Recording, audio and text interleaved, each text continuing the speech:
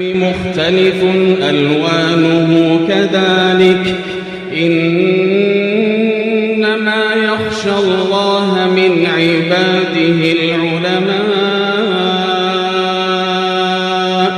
إن الله عزيز غفور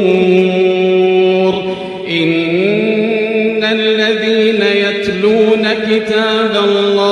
وأقاموا الصلاة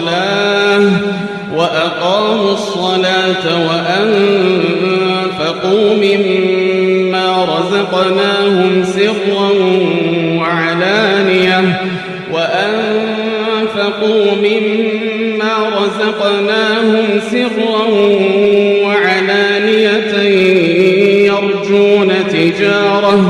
يرجون تجارة لن تبور